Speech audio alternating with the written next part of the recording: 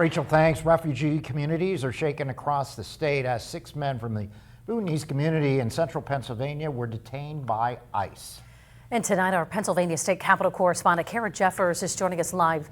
Kara, you're talking about this case and, of course, how it's raising concerns across all Pennsylvania communities. Good evening.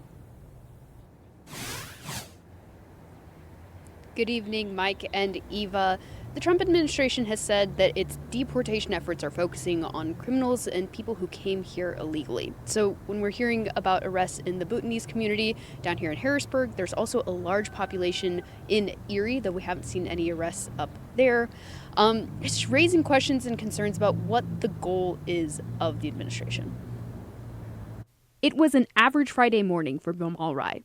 I just came out of my house and I was about to start my car, and I saw the police around my neighbor house. Rai stayed to watch and later learned that ICE officials were looking for the neighbor's brother. The brother was one of 6 Bhutanese men recently detained by ICE in the central Pennsylvania area. Most Bhutanese came to the United States 10 to 20 years ago as refugees, an immigrant group that is extensively vetted and given a pathway to citizenship.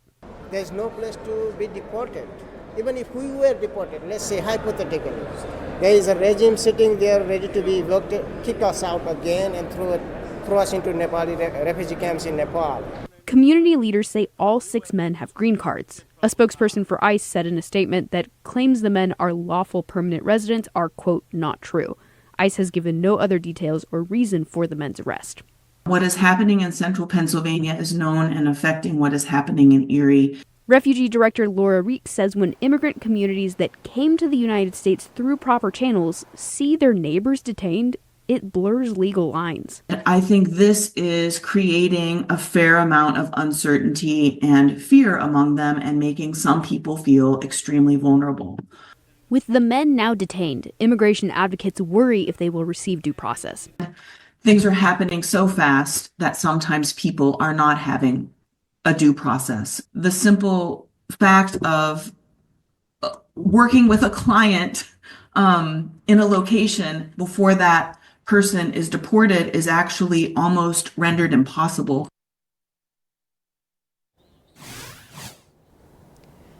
Looking at that due process side of things, at least one of the men does have a past criminal record, but no active charges are out.